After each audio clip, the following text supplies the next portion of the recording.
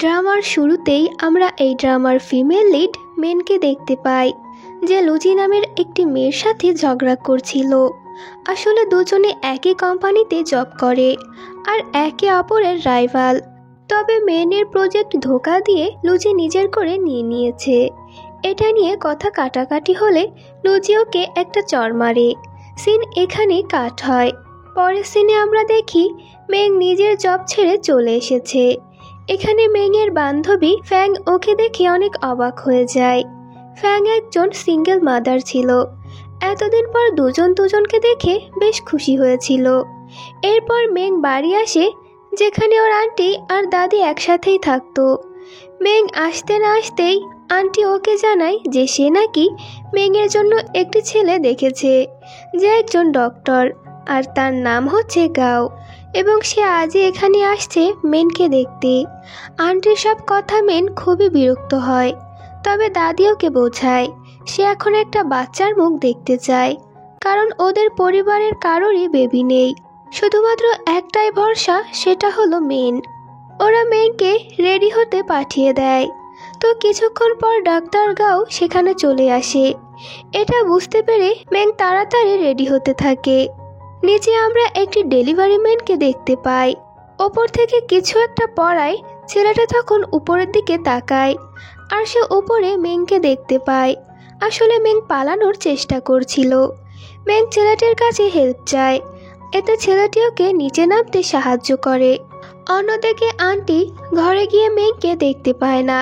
এতে সে বুঝে যায় যে মেং ঘর থেকে পালিয়েছে। মেং ওই রাতে আর বাড়িতে ফেরে না, বরং সারাক্ষণ সে শহরের এদিক ওদিক ঘুরে বেড়াতে থাকে। তখন মেংয়ের সাথে ওই ডেলিভারি ম্যান ছেলেটির আবারও দেখা হয়ে যায়। মেংয়ের অনেক খিদে পেয়েছিল, এজন্য ছেলেটির কাছে সে হেল্প চায়, যেন সে ওকে আশেপাশের কোনো একটা রেস্টুরেন্টে নিয়ে খেতে দেয়। এতে ছেলেটি মেংকে আবারও সাহায্য করে, আর একটি রেস্টুরেন্টে নিয়ে যায়। তবে ওই শপের ওনার ছেলেটিকে চিনত।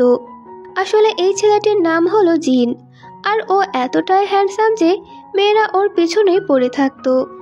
আসলে সে অনেক কিউট ছিল।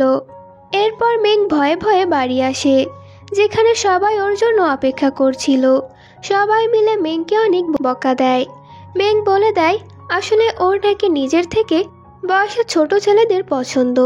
তাছাড়া ওর বান্ধবী ফ্যাং পায়ে ব্যথা পেয়েছে, তাই ও এখান থেকে চলে গিয়েছিল। দাদি বলে মিথ্যা কেন বলছো, ফ্যাং তো একেবারেই সুস্থ আছে। তবে তখনই মেংয়ের কাছে একটা মিরাকেল মেসেজ আসে যে ফ্যাং নাকি পায়ে ব্যথা পেয়েছে এবং ও এখন হসপিটালে অ্যাডমিট। ফলে এ যাত্রায় মেং বেঁচে যায়। হসপিটালে ফ্যাংয়ের সাথে দেখা করতে গেলে মেং সেখানে জিন এবং ওর দাদিকেও দেখতে পায়। জিনের দাদি মেংকে চিনে ফেলে। আসলে মেং আগে যে বাসায় থাকতো, জিন এবং তার দাদির বাসাও সেখানেই ছিল। জিনের দাদি জিনকে বলে সে ওয়াইন খেতে চায়। তবে সেই ওয়াইনের দাম অনেক বেশি ছিল। দাদি বলে, তাতে কি হয়েছে, তোমার গার্লফ্রেন্ড তো অনেক বড় লোক, তাকে বলো কিনে দিতে। জিন বলে, আমি তার কাছে হাত পাততে পারবো না। দাদি রেগে বলে, এত বড় লোক গার্লফ্রেন্ড রেখে তাহলে কি লাভ। পরে ওরা জিনের কাছ থেকে জানতে পারে যে জিনের গার্লফ্রেন্ড হচ্ছে লুজি। লুজির কথা শুনে মেং তো আরও অবাক হয়ে যায় এবং ফ্যাংকে লুজির বিষয়ে সব কিছু জানায়। ফ্যাং জিজ্ঞাসা করে, ও তোকে চর মেরেছিল আর তুই কিছু ওকে বললি না। এতে মেং হাসতে শুরু করে। আসলে লুজি যেদিন ওকে থাপ্পড় মেরেছিল সেদিন ও পুরো অফিসের সামনেই লুজিকে পিটিয়েছিল আর জব ছেড়ে চলে এসেছিল। এটা বলেই মেং আর ফ্যাং হাসাহাসি করছিল। পরে মেং ভাবছিল, সেদিন যখন প্রজেক্টের বিষয়ে কথা বলতে ও বসের রুমে যায় তখন লুজি এবং বসকে অনেক ক্লোজে দেখতে পেয়েছিল। আসলে লুজি এখানে বস মানে কাইকে সিডিউস করার চেষ্টা করছিল। এখানে কায়ও মেংয়ের প্রজেক্টটা লুজিকে হ্যান্ডওভার করে দিতে বলে। মেং এসব ভাবছিল, তখন সেখানে জিন আসে। মেং তখন ওকে লুজির সব সত্যটা বলে দেয় যে লুজির অন্য একটা বয়ফ্রেন্ড আছে। জিন উপর দিয়ে দেখায় যে এতে ওর কিছু যায় আসে না, কিন্তু আসলে জিন অনেকটা আপসেট হয়ে যায়। জিন একটা চকলেট খাচ্ছিল, তখন একটা বাচ্চা ওর কাছে চকলেট চায়। এতে জিন সেটা বাচ্চাটিকে দিয়ে দেয়। দূর থেকে এটা দেখে মেং জিনের প্রতি অনেকটা ইমপ্রেস হয়ে যায়। জিন লুজিকে মেসেজ করে আর বলে, তোমার কি অন্য আর একটা বয়ফ্রেন্ড আছে? পরের দিন মেং ফ্যাংকে দেখার জন্য হসপিটালে আসে। তখন দাদির চেক আপ করাতে সেখানে ডক্টর গাও এসেছিল। ডক্টর গাও মেংকে দেখে চিনে ফেলে, কারণ ছবিতে ও মেংকে দেখেছিল। সে তো হা করে মেংয়ের দিকে তাকিয়ে থাকে, যেটা দেখে মেংয়ের কাছে কিছুটা অদ্ভুত মনে হলেও বিষয়টাকে সে ইগনোর করে দেয়। ফ্যাং মেংকে জিজ্ঞাসা করে, তুমি জিনকে কি বলেছ যার জন্য লুজির সাথে ও ব্রেকআপ করে নিয়েছে? আজ সকালে জিন এই বিষয়ে দাদির সাথে কথা বলছিল, তখন ফ্যাং এটা জানতে পেরেছে। ম্যাংয়ের অনেক গিল্টি ফিল হয় যে ওর জন্য জিনের রিলেশনটা ভেঙে গিয়েছে, তাই ও সরি বলার জন্য জিনের কাছে যায়। জিন তখন একটি বারে মেয়েদের সাথে বসেছিল। মেং ওর কাছে এসে ক্ষমা চায়। তখন জিনের কাছে লুজির কল আসে এবং জিন ওকে বোঝানোর ট্রাই করে, তবে জিন কল কেটে দেয়। মেং কিছু বলবে তখনই ও সেখানে চ্যাংকে আসতে দেখে। আসলে চ্যাংয়ের সাথে ম্যাংয়ের পুরনো শত্রুতা আছে। ম্যাং চ্যাংকে দেখে তাড়াতাড়ি লুকিয়ে পড়ে আর এখানে জিন ওকে লুকাতে হেল্প করে। চ্যাং সেখানে এসে ম্যাংকে খুঁজে না পেয়ে চলে যায়। ম্যাং যখন বাইরে বের হয় তখন সেখানে জিনকে গান গাইতে দেখতে পায়। আসলে জিন এখানে পার্ট টাইম জব করে। ম্যাং এতে জিনের প্রতি আরও বেশি ইমপ্রেস হয়ে যায় আর সোজাসুজি জিনকে প্রপোজ করে দেয়। তবে ম্যাং জিনের থেকে 2 বছরের বড়। এই বাহানা দিয়ে জিন ওকে রিজেক্ট করে দেয়। ম্যাং বলে, লুজিও তো তোমার থেকে বড়ই ছিল, তাহলে তুমি কেন ওকে ডেট করলে? জিন বলে, কারণ লুজি তোমার থেকে বেশি প্রিটি। এটা শুনে ম্যাংয়ের অনেক রাগ হয়। তখনই কিছু মেয়ে এসে জিনের থেকে নাম্বার চাইতে থাকে। এতে জিনও নিজের নাম্বার দিয়ে দেয়, যেটা দেখে ম্যাং সেখান থেকে চলে যায়। এখানে আমাদেরকে ফ্ল্যাশব্যাকে ম্যাংয়ের ছোটবেলায় দেখানো হয়, যেখানে ছোট চ্যাংকে একদল বুলি কিডন্যাপ করে নিয়ে যাচ্ছিল। ম্যাং এটা দেখতে পেয়েও চলে যায়। চ্যাং ওই বুলিদের সাথে লড়াই করে, তবে মারপিট করতে গিয়ে চ্যাংয়ের ফেসে আঘাত লাগে আর সেখানে দাগ হয়ে যায়, যার জন্য চ্যাং ম্যাংকে দায়ী করে। এসব ভেবে ম্যাং ঠিক করে যে চ্যাংয়ের সাথে দেখা করবে। ম্যাং চ্যাংয়ের সাথে দেখা করে আর ওকে বলে, সেদিন আমি পুলিশকে কল করেছিলাম, কিন্তু তারা আসতে দেরি করেছিল, এতে আমার কি দোষ? তবে চ্যাং এতটাই রেগেছিল যে সে ম্যাংয়ের ফেসেও একইভাবে আঘাত করতে যায়, কিন্তু জিন ঠিক তখনই সেখানে চলে আসে আর ওকে আটকে দেয়। তখন সেখানে চ্যাংয়ের বোন শিয়াও চলে আসে, যার জন্য চ্যাং শান্ত হয়ে যায়। জিন চলে যেতে থাকলে ম্যাং ওর পিছু করতে থাকে। ম্যাং বলে, আমার পুরনো বাড়ি তোমার বাড়ির পাশে, আমি সেখানেই যাচ্ছি, তোমার পিছু একদমই করছি না। ম্যাংয়ের বাড়ির চাবি হারিয়ে গিয়েছিল, তাই সে দেয়াল টপকে ভিতরে ঢোকে। বাড়ি ফিরলে মেং দেখতে পায় ডক্টর গাও এসেছে। মেং এতে অনেক বিরক্ত হয় আর ডক্টর গাওকে বলে, আমাকে বিয়ে করতে হলে কিছু শর্ত মেনে চলতে হবে। আপনাকে ঘর জামাই থাকতে হবে আর বাসার সব কাজ, রান্না বান্না, বাচ্চা সামলানো সবকিছুই করতে হবে। ডক্টর গাও এতে রাজি হয়ে যায়, কারণ সে মেংকে অনেক ভালোবেসে ফেলেছে। এতে মেংয়ের আর কিছু বলার থাকে না। পরের দিন মেং আবারও নিজের পুরনো বাড়িতে যায়, তবে লাইট নষ্ট হওয়ার কারণে ও জিনের কাছে হেল্প চায়। জিন এতে রাজিও হয়ে যায় এবং মেংকে হেল্প করে দেয়। মেং জিনের কাছে নাম্বার চায় যাতে ওকে পরে পে করে দিতে পারে, তবে জিন নিজের কিউআর কোড দিয়ে দেয়। আসলে মেং এই সুযোগে জিনের নাম্বারটা নিতে চাইছিল, কিন্তু সেটা আর হয়ে ওঠে না। মেং সেখানে মেমোরি স্ট্রং করার একটি বই দেখে আর এ বিষয়ে জিনকে জিজ্ঞাসা করে। জিন এতে অন্যমনস্ক হয়ে যায় আর বলে, কিছু কিছু মেমোরি মানুষ ভুলতে চেয়েও ভুলতে পারে না। ফ্ল্যাশব্যাকে আমরা ছোট জিনকে দেখি, তার মা বৃষ্টির রাতে বাড়ি থেকে ওকে বের করে দেয়। মেং এই সুযোগে জিনকে ওর সাথে ডিনারে যেতে বলে, তবে তখনই জিনের কাছে লুজির কল আসে আর কাল ওকে দেখা করতে বলে। এতে জিনও রাজি হয়ে যায় এবং মেংকে ডিনারের জন্য নিষেধ করে দেয়। মেং আর কিছু না বলে সেখান থেকে চলে যায়। পরের দিন আমরা জিনকে একটি সমাধির কাছে যেতে দেখি। জিন সেখানে নিজের অতীতের কথা ভাবছিল। যখন ওর মা ওকে বের করে দেয়, তখন জিন সেখানে দাঁড়িয়ে কান্না করছিল, কিন্তু তখনই সেখানে ওর বাবা চলে আসে আর ওকে সামলে নেয়। আসলে এটা জিনের বাবার কবর ছিল। এরপর দেখা যায় ওই একই সমাধি স্থানে অনেকগুলো গাড়ি চলে আসে, সাথে অনেক বডিগার্ডও ছিল। গাড়ির ভিতর থেকে একজন জিনকে দেখতে পায় আর কাউকে একটা কল করে। জিন যখন ফেরত আসে, তখন ব্যালকনি থেকে ম্যাং ওকে ডাকতে থাকে, তবে জিন পাত্তা না দিয়ে চলে যায়। তাই মেং সোজা জিনের বাড়িতে চলে আসে, তবে জিন সেখানে মেংকে দেখে বিরক্ত হয়ে যায় আর বলে, তোমার কি অন্য কোনো কাজ নেই আমার পিছু করা ছাড়া? এটা শুনে মেংয়ের অনেক খারাপ লাগে, তাই মেং সেখান থেকে চলে যায়। পরের দিন মেং ফ্যাংয়ের শপে গেলে জানতে পারে পায়ে ব্যথা থাকার কারণে ফ্যাং জিনকে পার্ট টাইম জবে রেখে দিয়েছে। তবে জিন এখানে ম্যাংকে ইগনোর করে নিজের কাজ করতে থাকে। তখন চ্যাং আসে ম্যাংয়ের সাথে দেখা করতে। চ্যাং এখানে ম্যাংয়ের সাথে সবকিছু ঠিক করে নেয়। পরের দিন ফ্যাংকে নিয়ে ম্যাং হসপিটালে যায়।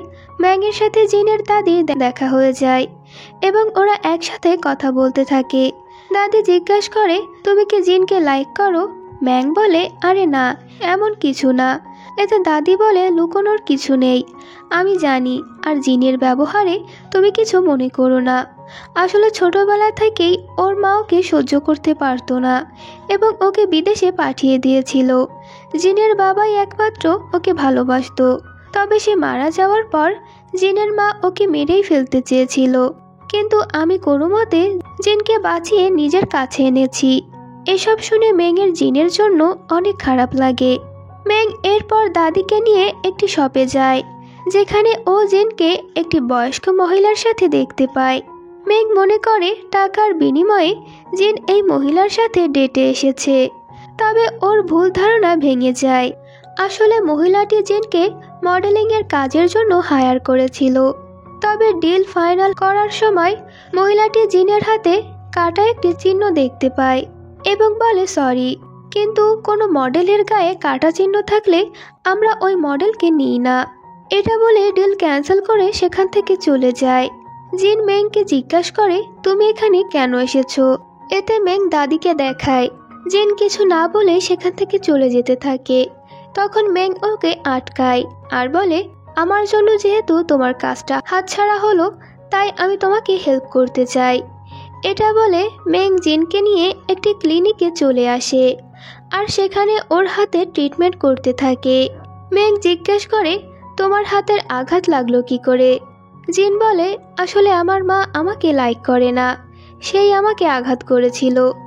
এখানে দুজনে অনেক গল্প করে আর জিনেরও এখানে মেংয়ের সাথে কথা বলতে ভালোই লাগে। ট্রিটমেন্ট শেষে ওরা বাইরে আসে এবং জিন নিজে থেকেই মেংকে তার নাম্বার দিয়ে দেয়। এরপর মেং জিনকে একটি গাড়ি কিনতে নিয়ে যায়। তবে মেং ড্রাইভিং করতে ভুলে গিয়েছিল, আর জিনও ড্রাইভ করতে পারতো না। তাই কোনো মতে মেং গাড়ি ড্রাইভ করে আর পুরো শহরে জিনকে নিয়ে ঘোরে। জিন জিজ্ঞাসা করে, তোমার আর চ্যাংয়ের মধ্যে কি কিছু চলছে? মেং বলে, আরে না, আমি তাকে শুধু নিজের ছোট ভাই মনে করি।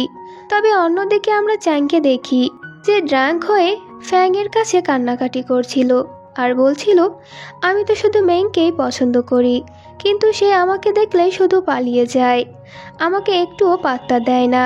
ফ্যাং বলে, তুমি এই স্বপ্ন দেখা বন্ধ করো, কারণ ও তোমাকে নিজের ছোট ভাই মনে করে। এদিকে জিন আর ম্যাং বাড়িতে ফিরে আসে। তবে সেখানে চ্যাংকে দেখা মাত্রই ম্যাং জিনকে কিস করার অভিনয় করতে থাকে, যেটা দেখে চ্যাং রেগে সেখান থেকে চলে যায়। এরপর জিন আর ম্যাং নিজেদের বাসায় যায় আর একে অপরকে মেসেজ করতে থাকে। পরের দিন জিন মেংয়ের বাসায় এসে ওর সিলিং রিপেয়ার করতে থাকে। কাল রাতের জন্য মেং ওর কাছে ক্ষমা চায় আর বলে, তো তুমি চাইলে আবারও করতে পারি, কিন্তু জিন তার কথায় কোনো পাত্তা দেয় না। এরপর দুজনে খাবার খেতে যায়, যেখানে মাই নামের একটি মেয়ে আসে ওদেরকে আজকে একটি ফেস্টিভ্যালের কথা জানানোর জন্য। আসলে মাই জিনের বোনের মতো ছিল। ম্যাং ঠিক করে ও জিনের সাথে যাবে। তবে ফেরার পথে চ্যাংয়ের বোন শিয়ানের সাথে ওদের দেখা হয়।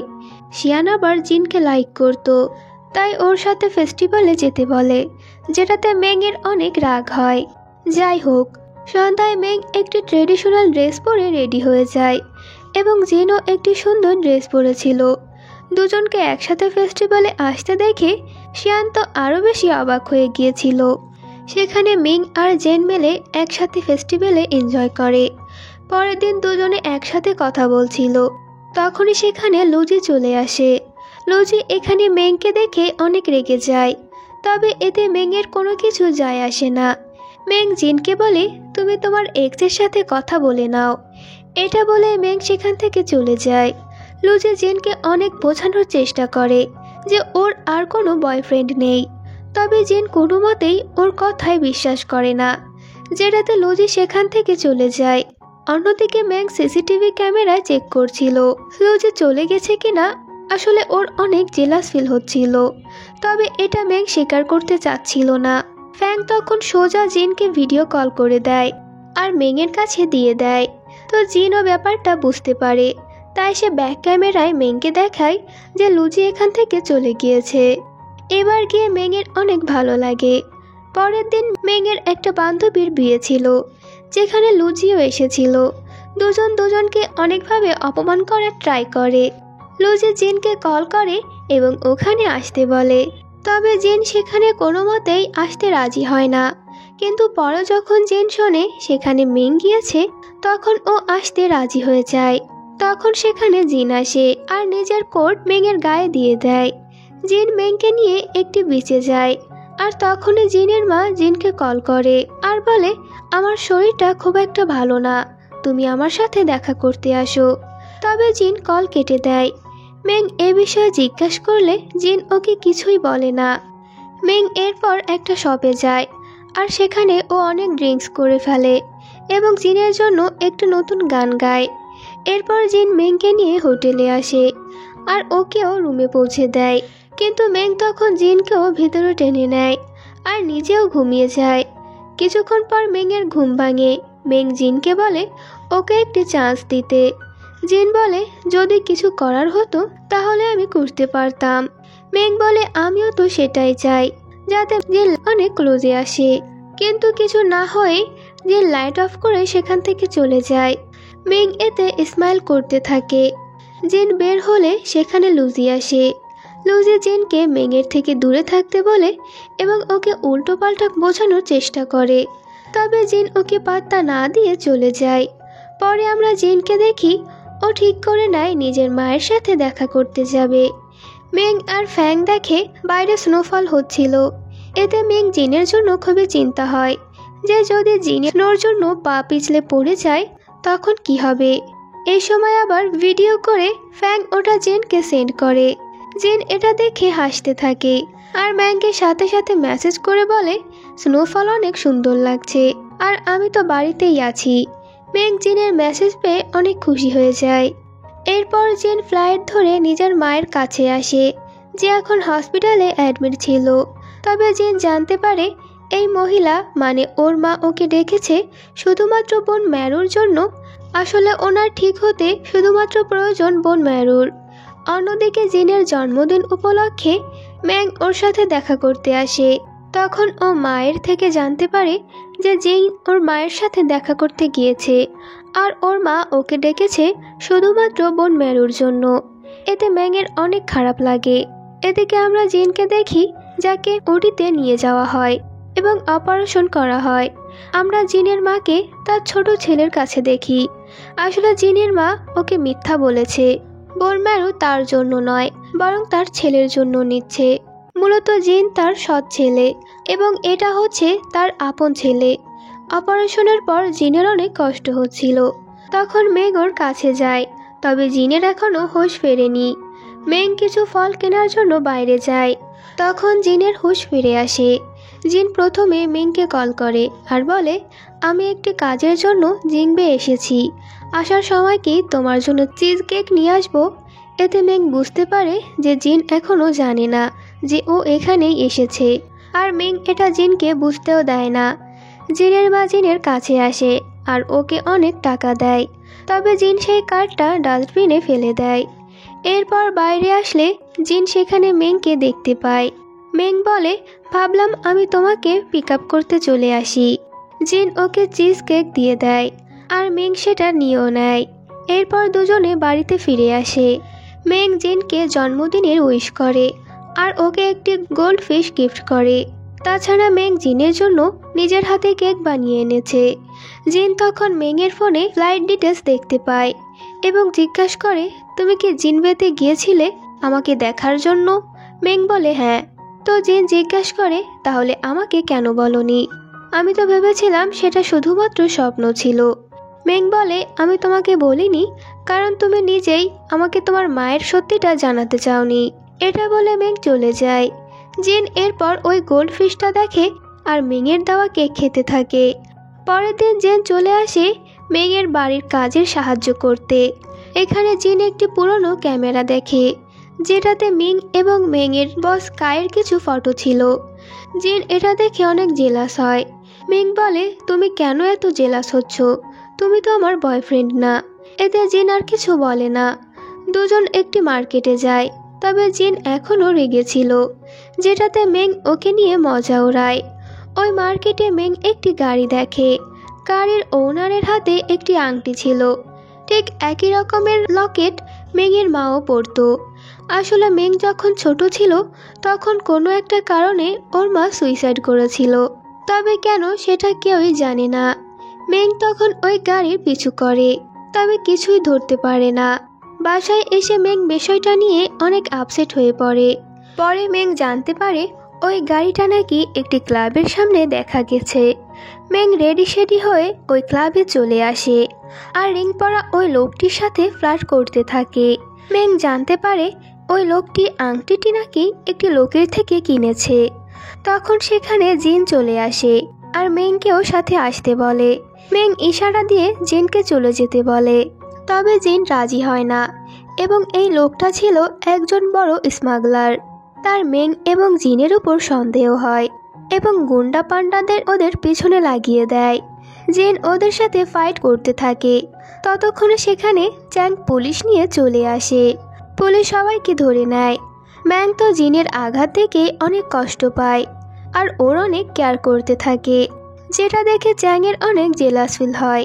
চ্যাং নিজের ভালোবাসার কথা মেংকে জানিয়ে দেয় আর বলে, যেদিন তুমি আমাকে বুলিদের হাত থেকে বাঁচিয়েছিলে তখন থেকেই আমি তোমাকে লাইক করি। ম্যাং তখন চ্যাংয়ের ভুল ধারণা ভাঙায় আর বলে, ওই দিন সে নয়, বরং ফ্যাংই চ্যাংকে ওই বুলিদের হাত থেকে বাঁচিয়েছিল, আর তার জন্য ফ্যাংকেই নাকি স্কুল থেকেও বের করে দেওয়া হয়েছিল। এটা শুনে চ্যাং তো পুরো শকড হয়ে যায়। এবার চ্যাং কান্না করতে থাকে আর ফ্যাংয়ের বাড়ির সামনে চলে আসে আর ফ্যাংকে দেখতে থাকে। অন্যদিকে ম্যাং জিনকে মেডিসিন লাগিয়ে দেয় আর গুড নাইট বলে চলে যায়। পরের দিন দুজনে একটি অ্যান্টিক শপে যায়। মেং নিজের মায়ের লকেটের ফটো দেখিয়ে সেটার বিষয়ে জিজ্ঞেস করে। এতে শপের ওনার বলে এরকম একটি রিং সে একজনের কাছে দেখেছিল, আর এটা অনেক দামি। অনেক টাকা অফার করার পরেও লোকটি সেটা সেল করেনি। মেং সব ওনারের থেকে ওই কন্ট্যাক্ট নাম্বারটি নিয়ে নেয়। মেং বলে ও নিজের বস কায়ের থেকে এই বিষয়টি জানতে সাহায্য নেবে। তবে এ কথা শুনে জিন আরও জেলাস করতে থাকে। মেং সেটার মজা নেয়, কিন্তু জিন স্বীকার করে না যে ও জেলাস। মেং তখন বলে ঠিক আছে, তোমার কুকুর পিং যদি নিজের একটি গার্লফ্রেন্ড বানাতে পারে তাহলে তোমাকে স্বীকার করতে হবে যে তুমি জেলাস। এটা বলে মিং পিংয়ের গলায় একটি ক্যামেরা লাগিয়ে দেয়, আর জিনও মিংয়ের চ্যালেঞ্জ অ্যাকসেপ্ট করে নেয়। আজ নতুন বছর ছিল, তাই মিং জিনকে নিজের বাড়িতে নিয়ে আসে। সব আন্টিরা জিনকে দেখে অনেক এক্সাইটেড হয়ে যায়। তবে যখন তারা জানতে পারে জিন কোনো জব করে না তখন তাদের মুখ বন্ধ হয়ে যায়। তো যাই হোক, সবাই একসাথে সেলিব্রেট করে।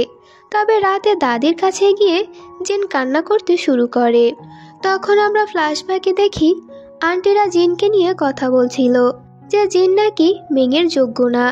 এসব কিছু জিন শুনে ফেলেছিল, তাই এসব নিয়ে জিন মন খারাপ করে এবং এরপর ও মিংকে কল করে বলে আমাদের দুজনের এক হওয়া কখনোই সম্ভব না, তাই আমাদের আর একসাথে দেখা করা উচিত না। এটা শুনে ম্যাং অনেক কষ্ট পায়, সাথে ওর জিনের উপরও অনেক বেশি রাগ হয়। ওই দিন ম্যাং আর ফ্যাং আসে গাওয়ের সাথে দেখা করতে। ওই রেস্টুরেন্টে আমরা জিনকেও দেখি, যে এটা দেখে অনেক জেলাস ফিল করছিল। তখন ওকে চ্যাং সান্ত্বনা দেয়। জিন চ্যাংকে নিয়ে মেংদের পাশের টেবিলে বসে যায় আর অনেক জেলাস হতে থাকে। এরপর জিন স্টেজে উঠে সবার উদ্দেশ্যে বলে আজ আমি যে গান গাইবো সেটা আমার পছন্দের মানুষ একবার আমাকে শুনিয়েছিল। এটা বলে জিন সেই গানটা গায় যেটা মেং ওকে শুনিয়েছিল। মেং হাসতে থাকে এবং বুঝতে পারে যে জিন ওকে লাইক করে, তবে ও কিছু বলে না আর সেখান থেকে চলে যায়। পরের দিন দেখা যায় দুজনই একই জায়গায় ঘুরতে আসে, তবে কেউই কারোর সাথে কথা বলে না।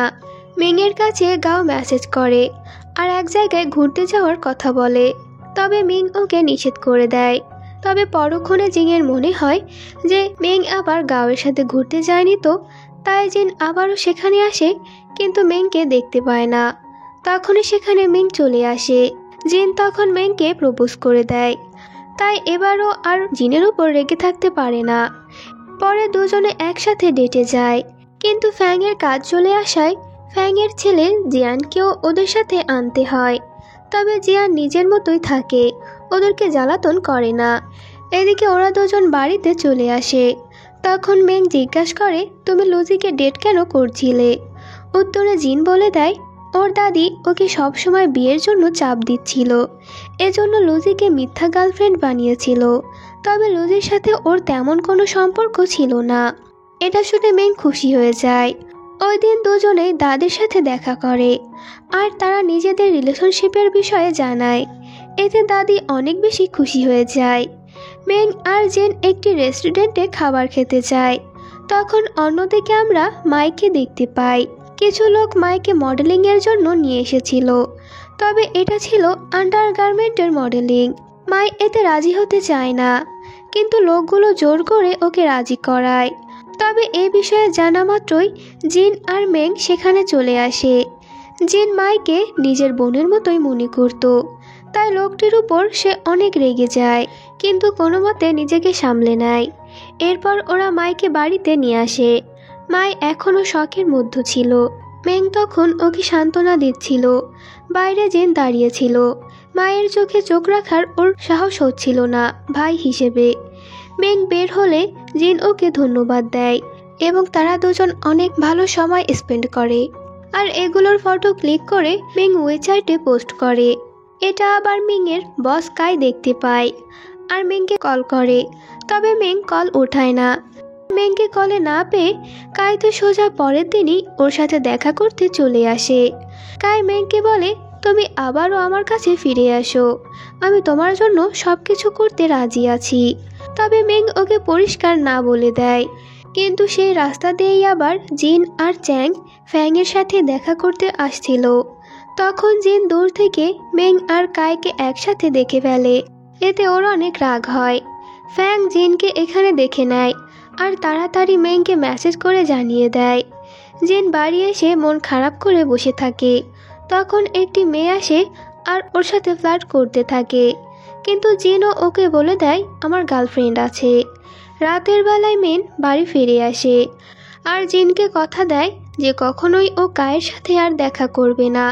কিন্তু তখনই কাই ওকে মেসেজ করে আর বলে তোমার মায়ের ওই রিংয়ের বিষয়ে আমি জানতে পেরেছি, যদি তুমি জানতে চাও তাহলে এখনই দেখা করো। মেং এতে কিছু না বলে বেরিয়ে পড়ে। আস্তে আস্তে মেংয়ের অনেক রাত হয়ে যায়। তখন বৃষ্টিও হচ্ছিল। জিন জিজ্ঞাসা করে তুমি তো আমাকে কথা দিয়েছিলে আর কখনো কায়ের সাথে মিট করবে না, তাছাড়া যাওয়ার সময় একবারও আমাকে বলে গেলে না। মেং বোঝানোর ট্রাই করে যে ও নিজের মায়ের রিংয়ের বিষয়ে জানতে গিয়েছিল এবং সেই লোকটিকেও পাওয়া গেছে। তার সাথে দেখা করার জন্য কায়ের সাথে ওর জিম বেয়ে যেতে হবে। এটা শুনে জিনের মন পুরোই ভেঙে যায়। ও কিছুতেই এটা মেনে নিতে পারছিল না। এটা নিয়ে কথা কাটাকাটি হলে মেং রেগে চলে যায়। জিনের মন খারাপ হয়ে যায়। পরের দিন মেং চলে যাবে বলে জিন মন খারাপ করে বাড়ি বসেছিল। তখনই ফ্যাং মেসেজ করে জানিয়ে দেয় মেং নাকি অনেক ড্রিঙ্ক করে ফেলেছে। এটা শুনে জিন তাড়াতাড়ি সেখানে আসে আর সে দেখতে পায় মেং গুটিসুটি দিয়ে এক জায়গায় বসে আছে। মেং কিন্তু নাটক করছিল। জিন ওকে ভেতরে নিয়ে যায়। সেখানে জিন মেংয়ের কাছে ক্ষমা চায় আর ওকে জড়িয়ে ধরে। জিন ঠিক করেছিল ও মেংকে আর কিছু করতেই আটকাবে না। ওই দিন মেং জিংবে যাওয়ার জন্য রওনা দেয়। মেং যখন নিজের ফোনে সেই ক্যামেরাটা অন করে যেটা ও পিংয়ের গলায় বেঁধে দিয়েছিল, মিং তখন জিনকে দেখে যে কিনা বলছিল তুমি আমার জীবনে আসার আগে আমি এই পৃথিবীকে অনেক ঘৃণা করতাম, কিন্তু পরে তুমি আমাকে শিখিয়েছ জীবনের মানে কি। আমি সত্যিই তোমাকে অনেক ভালোবাসি। এটা দেখে মেং আর নিজেকে আটকে রাখতে পারে না এবং সে দৌড়ে জিনের কাছে চলে আসে। মেং সোজা জিনকে বিয়ের প্রপোজাল দেয়। এতে জিন অনেকটা এক্সাইটেড হয়ে পাশের ফুলের টপ থেকে ফুল ছিঁড়ে মেংকে প্রপোজ করে আর সে বিয়েতে রাজি হয়ে যায়। এরপর রেজিস্ট্রি অফিসে গিয়ে দুজনে বিয়ে করে নেয়। কিন্তু যখন মেং নিজের পরিবারকে এ বিষয়ে জানায় তখন তারা অনেক বেশি রেগে যায় এবং বলে তুমি আমাদেরকে না বলে এত বড় সিদ্ধান্ত কি করে নিলে। মেং চাচ্ছিল না জিন এসব শুনে মন খারাপ করুক, তাই জিনকে নিয়ে চলে আসে।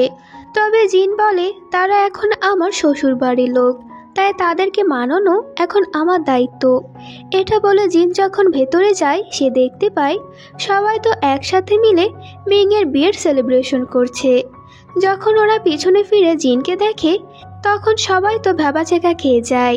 এতে জিন আর কিছু না বলেই বাইরে বেরিয়ে আসে।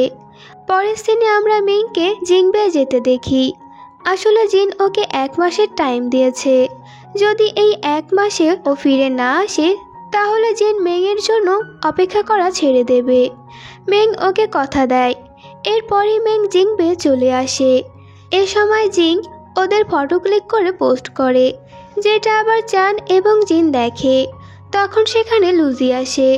চ্যাং কায়দা করে ওদের দুজনেরও ছবি ক্লিক করে নেয় এবং ওই ছবিটাও ও পোস্ট করে দেয়, যেটা আবার মেং দেখতে পায়।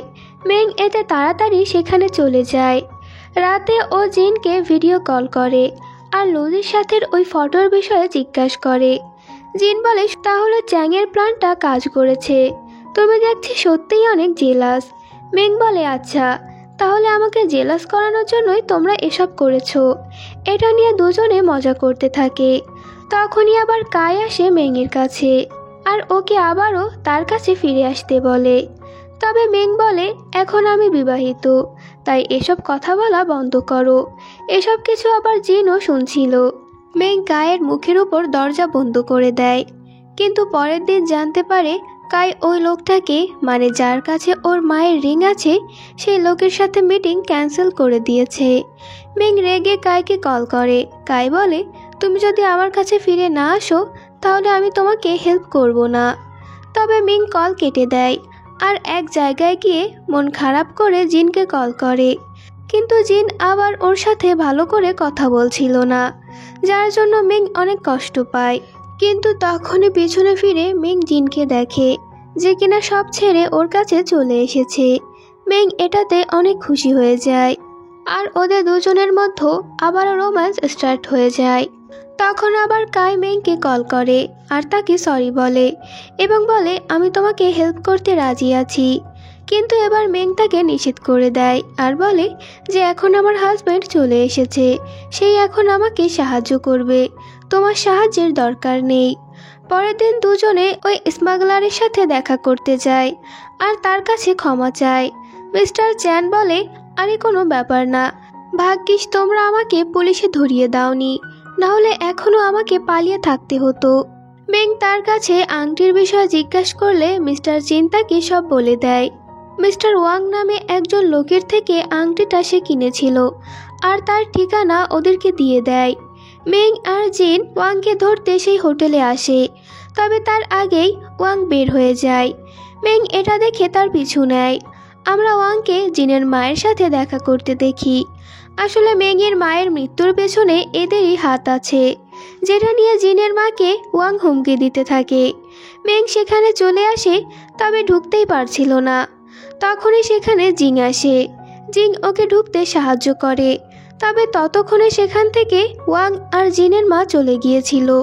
মেং সেখানে একটি গাড়ি দেখতে পায়, যেটাই সিসিটিভি ক্যামেরা ছিল। গাড়ির মালিকের কাছ থেকে ও সিসিটিভি ক্যামেরা নিয়ে নেয় আর ফুটেজে সে জিনকে দেখতে পায়। এটা দেখে মেং তো অনেক অবাক হয়ে যায়। জেং বলে আরে এটা তো জিন, আমরা কলেজে একসাথে পড়তাম। জেং ম্যাংকে কাই আর জিনের ফটো দেখায়। আসলে তিনজনই একই কলেজে পড়তো। অন্যদিকে জিন মায়ের সাথে দেখা করে আর তাকে জিজ্ঞাসা করে আপনার সাথে ওয়াংয়ের কি সম্পর্ক, আর আপনি কি ম্যাংয়ের মায়ের মৃত্যুর জন্য দায়ী? জিনের মা এতে অস্বীকার করে আর বলে আমি কোনো ওয়াংকে চিনি না। এতে জিন তাকে ভিডিওটি দেখায়, যেখানে ওয়াং তাকে হুমকি দিচ্ছে। জিন বলে সত্যিটা বলুন, না হলে এটা আমি মিডিয়াকে দিয়ে দেব, তখন আপনার কোম্পানির কি হবে? এতে জিনের মা অনেক ভয় পেয়ে যায় আর বলে তুমি এর জন্য কি চাও? আর সিন এখানে কাট হয়। জিন বাড়িতে আসে। মেং মনে করে জিন নিজে থেকে ওকে সবটা জানাবে যে কেন ওইখানেও গিয়েছিল, তবে জিন এমনটা করে না। এতে মেং অনেক কষ্ট পায়। পরের দিন দুজনে ফিরে আসে, তবে মেং জিনের সাথে কোনো কথা বলছিল না। দুই দাদি এখানে রীতিমতো ঝগড়া বাঁধিয়ে দেয়।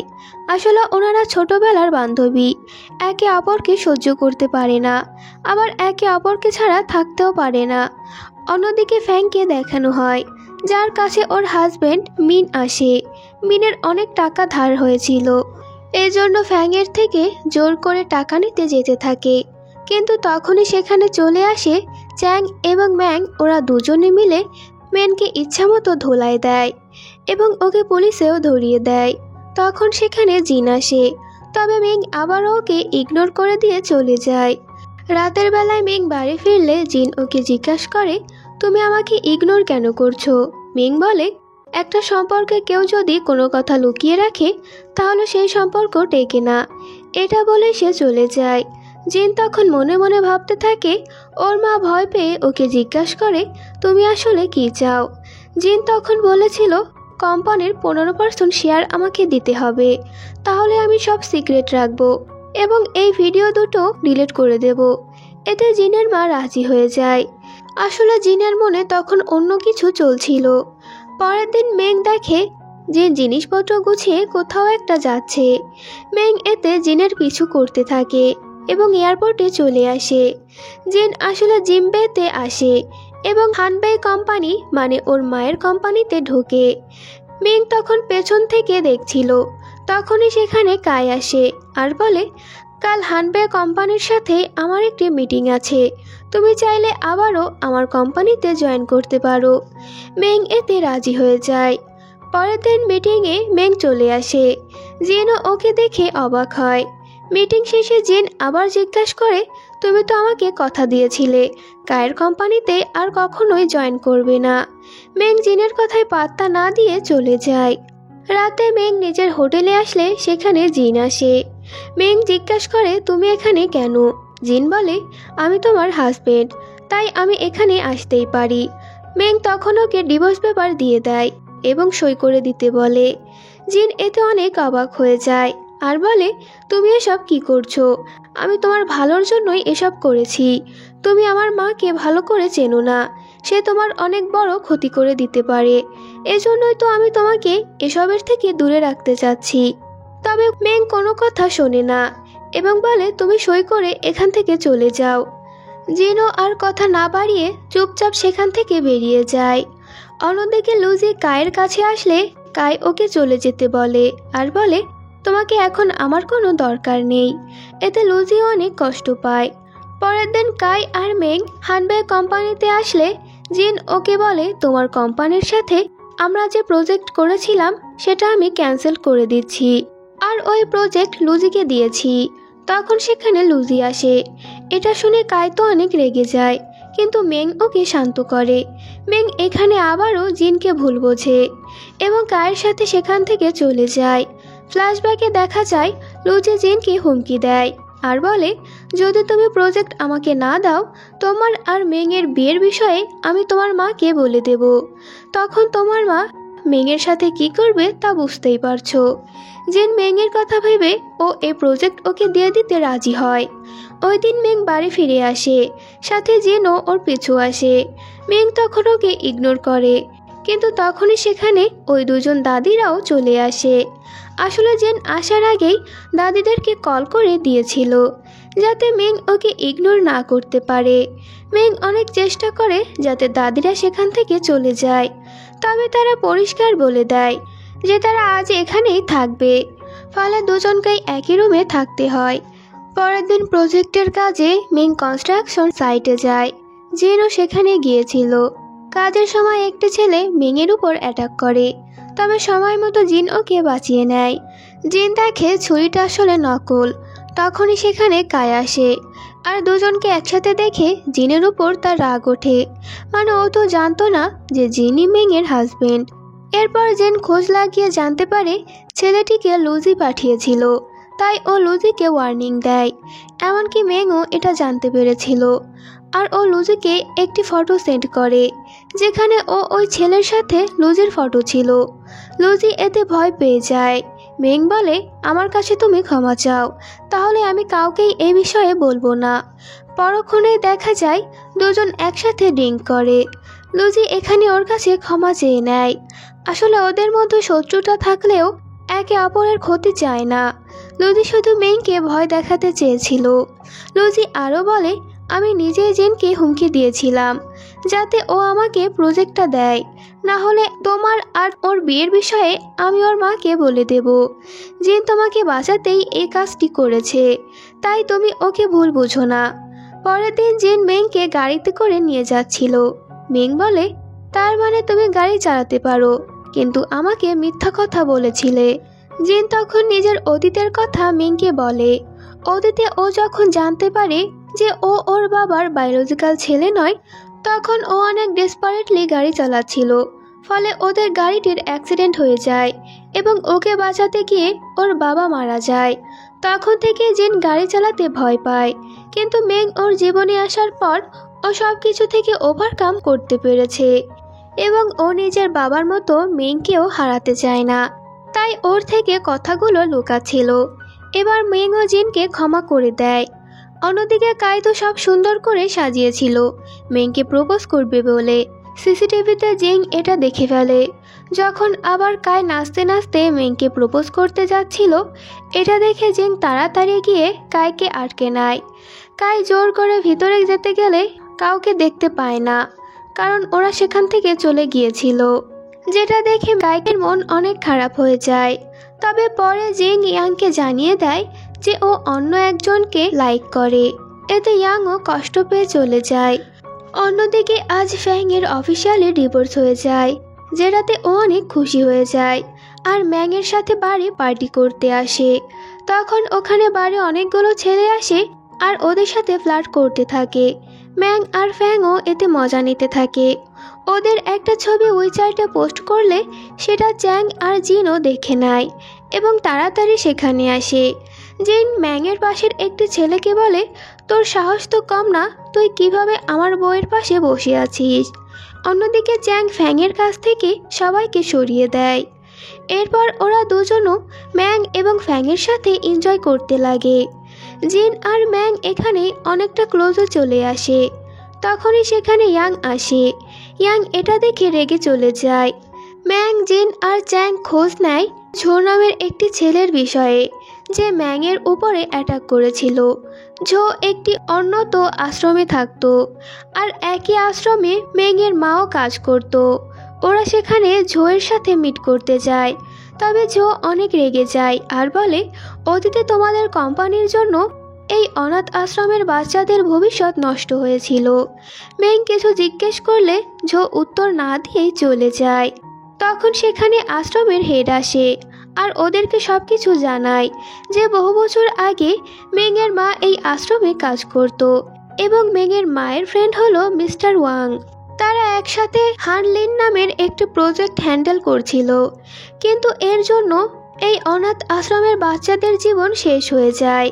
তাছাড়া সে বেশ কিছু জানে না। এটা শুনে মেং অনেক অবাক হয়ে যায় আর নিজের দাদির কাছে গিয়ে এই প্রজেক্টের বিষয়ে জিজ্ঞাসা করে। প্রথমে দাদি কিছু না বললেও পরে বলে দেয়, অতীতে মেংয়ের মায়ের বন্ধু ওয়াং তাকে হানলিয়ান প্রজেক্টের কথা বলেছিল, যেটাতে নাকি আশ্রমের বাচ্চাদের অনেক ভালো হবে। মেংয়ের মা এতে অনেক খুশি ছিল। ওয়াংকে বিশ্বাস করে সে অনেক টাকাও দেয় প্রজেক্টের জন্য। তবে পরে ওয়াং টাকা নিয়ে পালিয়ে যায়, আর ওয়াং কিন্তু হানবে কোম্পানিতে জব করত। এরপর সব ইনভেস্টররা তাদের টাকা ফেরত নেওয়ার জন্য মেংয়ের মাকে অনেক চাপ দিতে থাকে, যেটা সহ্য করতে না পেরে সে আত্মহত্যা করে। মেং এটা শুনে বলে, আমাকে এই বিষয়ে কেন আগে বলনি? তখনই সেখানে মেংয়ের বাবা আসে এবং বলে, আমি তাকে নিষেধ করেছিলাম, কারণ আমি চাইনি তুমি এইসব বিষয়ে জেনে কষ্ট পাও। মেংয়ের এতে অনেক খারাপ লাগে আর ও সেখান থেকে চলে যায়। পরে জেন মেংকে বোঝায়, বাবা যেটা করেছে সেটা তোমার ভালোর জন্যই করেছে, তাই তার উপর আর রাগ করে থেকো না। এরপর জেন বাড়ি গিয়ে দাদিকে অজ্ঞান অবস্থায় দেখে সে তাড়াতাড়ি তাকে হসপিটালে নিয়ে যায়, যেখান থেকে জেন জানতে পারে যে ওর দাদির ব্রেন টিউমার হয়েছে। এটা শুনে জেন তো পুরো ভেঙে পড়ে। জেন মেংকে এসব কিছু জানায় আর বলে কিভাবে দাদি ওকে হিরোইনের মতো বাঁচিয়ে এনেছিল। এসব বলে কান্না করতে থাকে। সার্জারি করার আগে দাদি জিন আর মেংয়ের সাথে কিছুটা সময় কাটাতে চায়।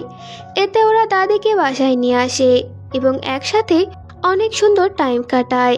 দাদি আর মেং মজা করে বাড়ি ফিরলে দেখতে পায় সেখানে সবাই এসেছে আর সব কিছু অনেক সুন্দর করে সাজানো হয়েছিল।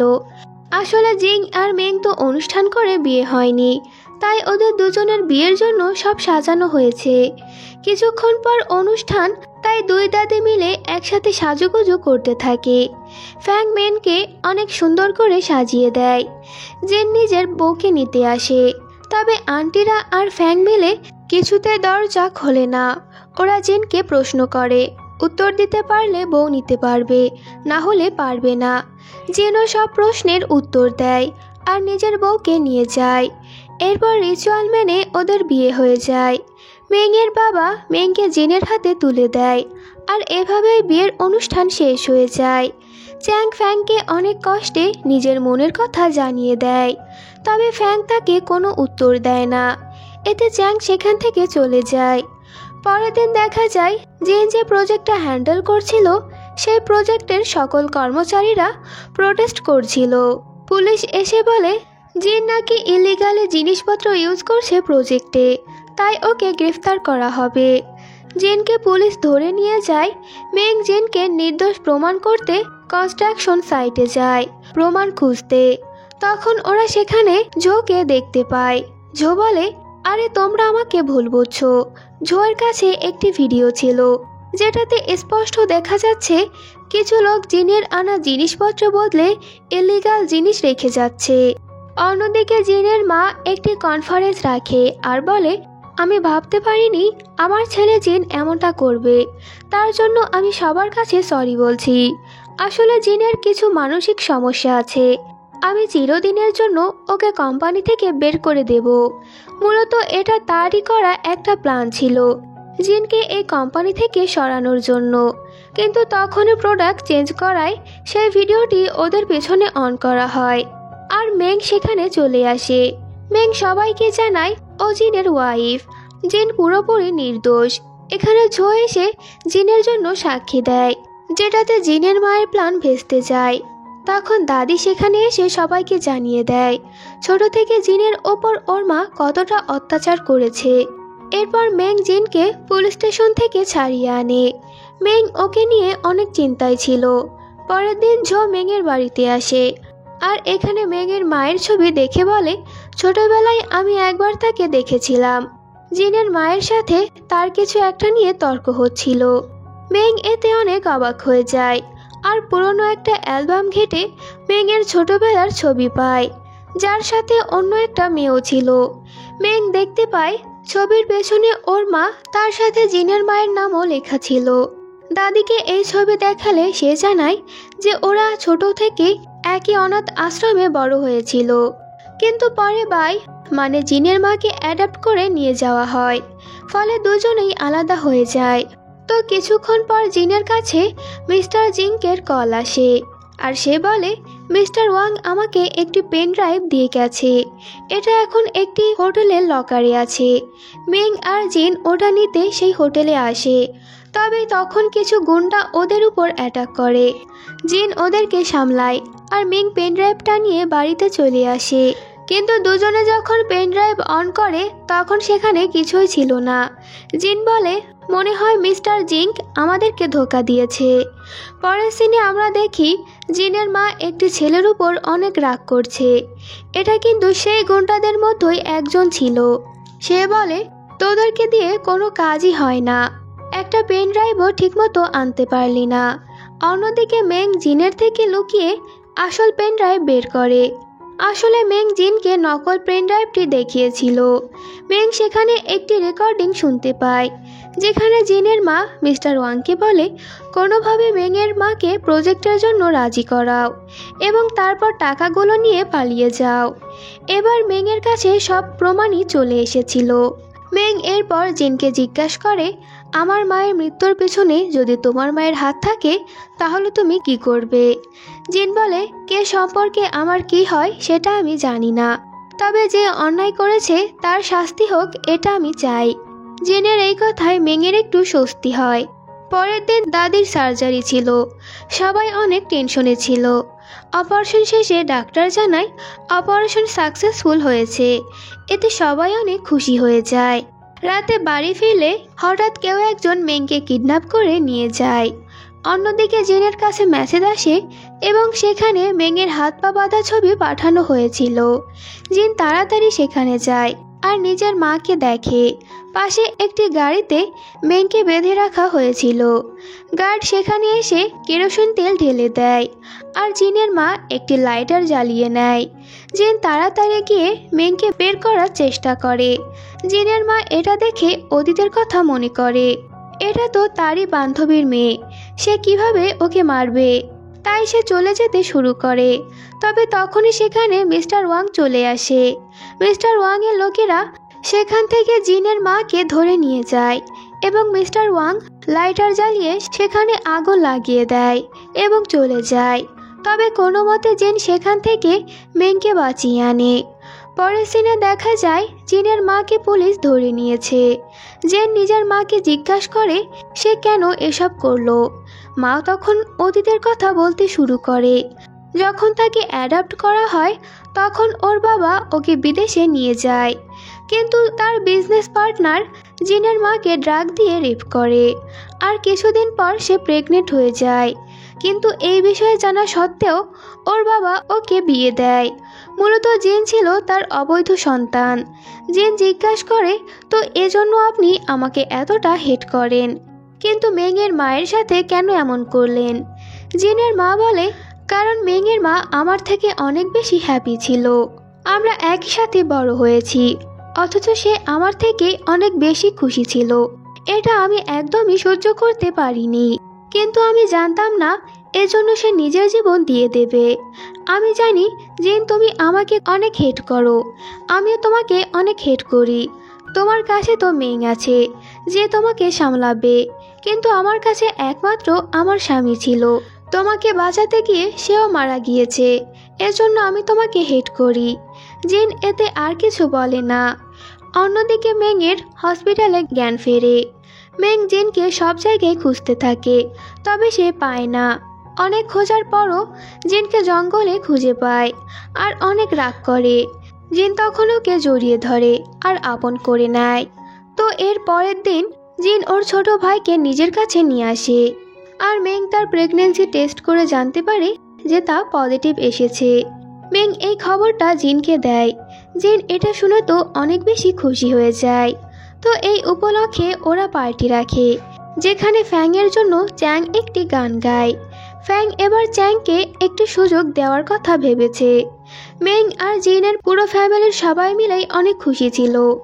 ড্রামার শেষ দৃশ্যে আমরা মেং আর জিনকে একসাথে দেখি, আর এখানে ড্রামাটার হ্যাপি এন্ডিং হয়ে যায়।